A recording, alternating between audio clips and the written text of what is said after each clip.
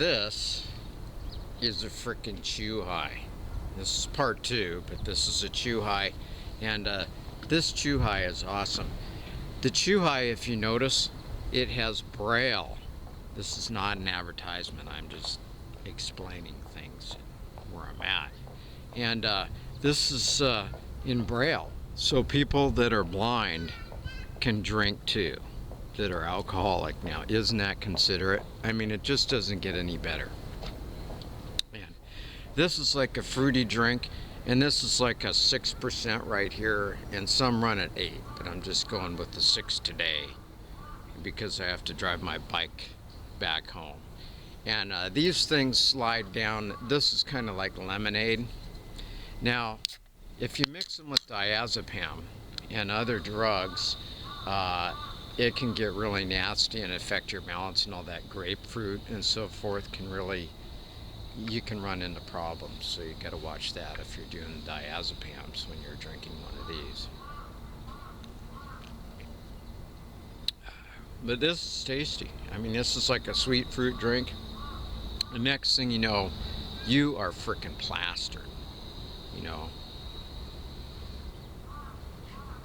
I'm in public, as you can see, in a nice area.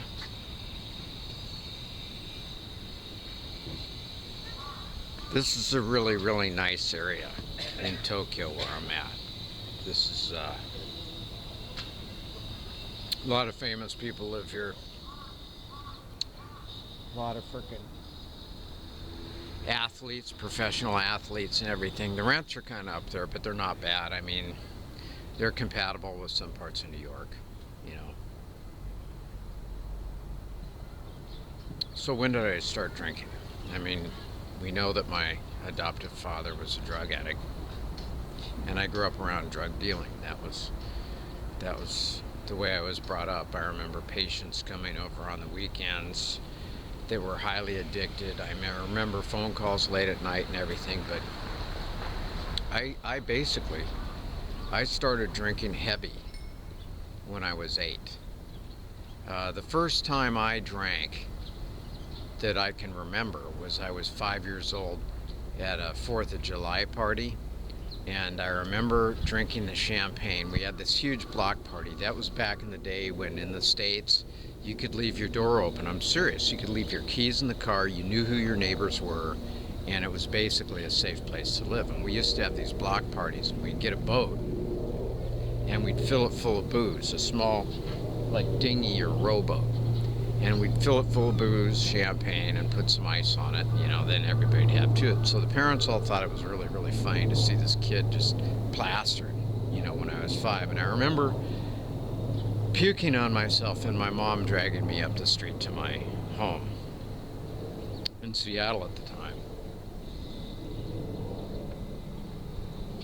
So probably right when I was around 8, I started drinking pretty heavily.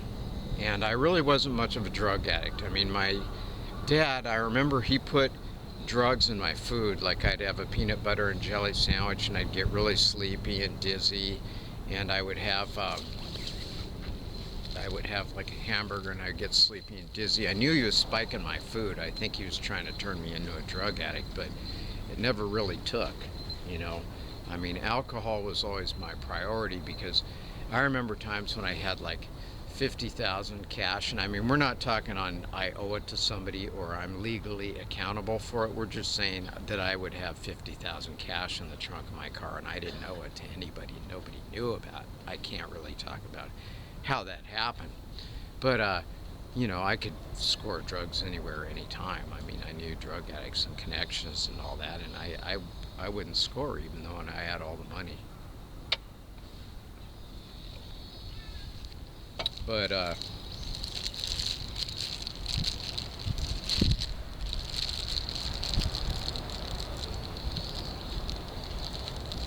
Birdie won't.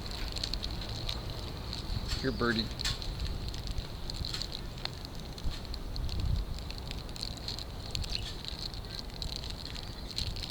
Birdie, Birdie, yum yum. I'm gonna give this to the birdie. This drug here, Birdie. This is about 4,000 miles away from where I'm at right now, where this came from.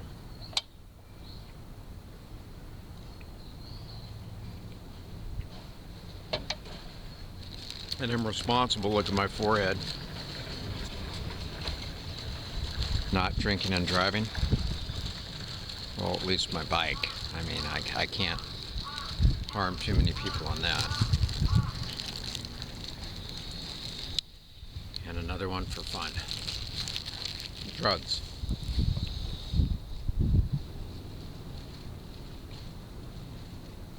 So alcohol is my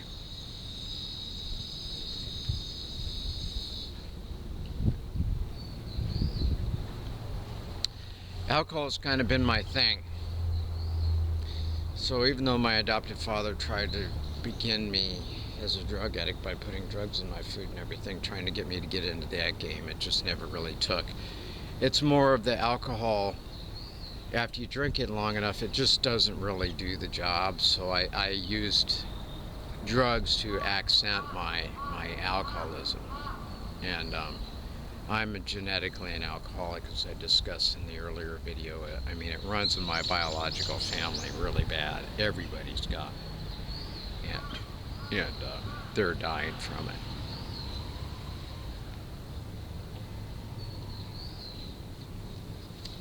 So I started drinking heavy 8, 9. I remember I'd go to the stores and I would say that I was buying booze for my dad. He was sick. He wanted a 6-pack of Bud or whatever, or Miller, whatever was going back then, you know, and I would say that my parents are sick, and I would get booze. And oftentimes I'd pick like Chinese groceries and stuff, and then other times I would just offer somebody like a teenager or somebody in their 20s, you know, or somebody that looked 21. I'd offer them some money if they buy me a 6-pack, or I'd say, hey, let's go drink or whatever. Now, my dad's drug dealing. I had a lot of older friends hanging out because they liked to swipe some of his drugs or whatever. I'd trade them and stuff, but I would trade them for pot. And I smoked pot for 16 years. And I never had a problem with pot. I mean, I smoked it from morning until night, and I've had, well, I'm getting into the drug thing again. We'll stick with the alcohol for now. So, I got a few DWIs. It's cost me a few relationships. Back in my 20s,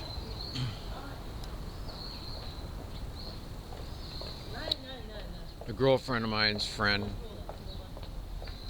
knew a casting director in LA, was well connected in LA, knew some production companies in LA, commercial producers and so forth, and he came across my photo. It wasn't an acting photo, it was just like a snapshot. And I basically, at that age, I had an open door to Hollywood. Just right there, right in front of me. And I didn't give a crap. You know, it was like a lifetime opportunity for a lot of people to have a connection like that. And even if I wanted to, I doubt I could ever do that again on that level that I was at. But I had like a full open door, you know, and I didn't care. Yeah, I really didn't care. And part of it was I knew that if I got that kind of power and exposure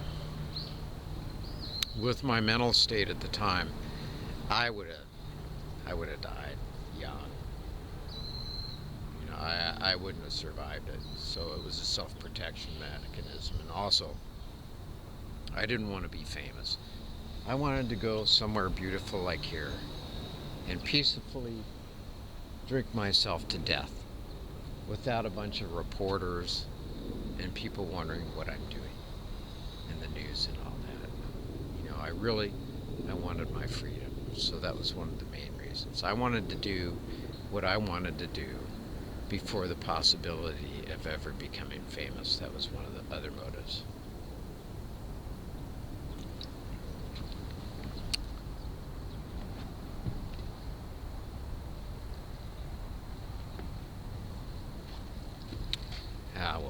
last 10 minutes, so what? Let's see. I remember,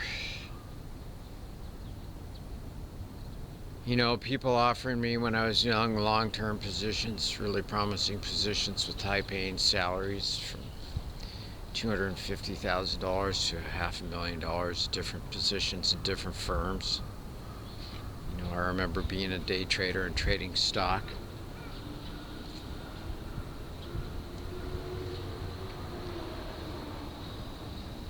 I've done a lot of different things in my life, which I don't necessarily regret, but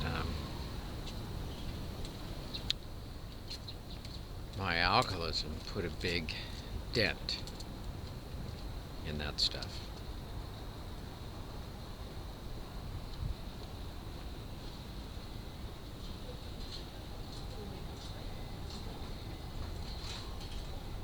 And I didn't really stand a chance,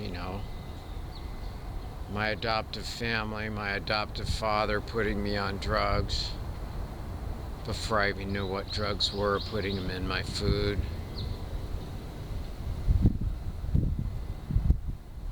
My mom was so drunk on sherry. She was an alcoholic. She wasn't much of a drug addict, my adoptive mom. Nobody really knew what was going on.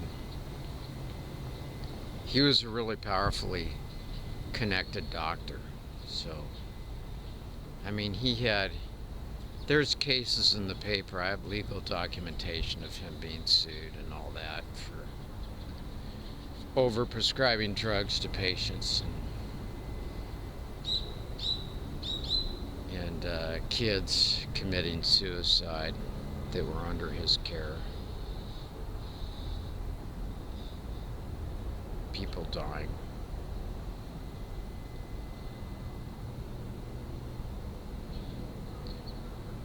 One time I tried to go to the police for several times. I just wanted to set matters straight with the FBI, with the police, and everything. I tried. I wanted to spill the beans about everything, and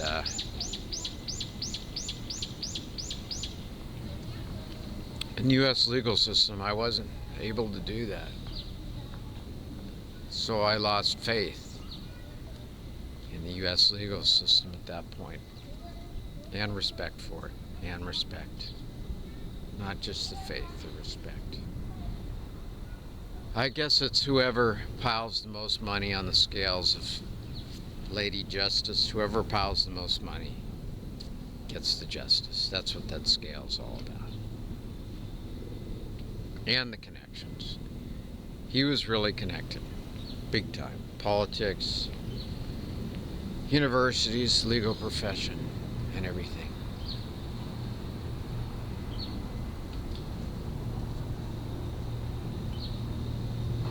I can't even touch on the stuff I've done or the stuff I've seen. But I can tell you that there's a lot of stuff that should be on legal records that never, ever will be, ever. It's buried. It's gone.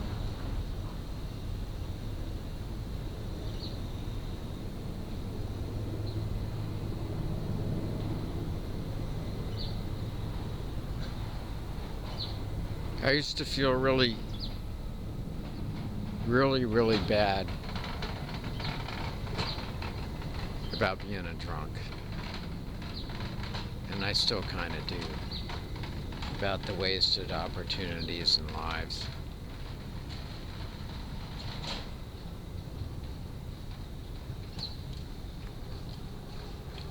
But I guess that was my genetics. And that's... Let's see how many minutes I got here.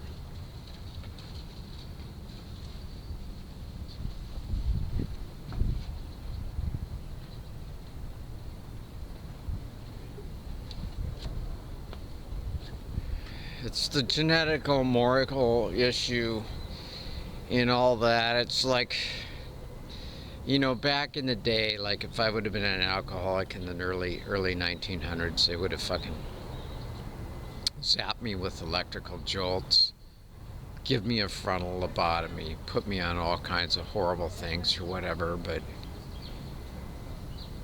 being an alcoholic for 50 years, I can say that from what I know and my experience of meeting other alcoholics, which I've had a lot, more than I would wish on anybody,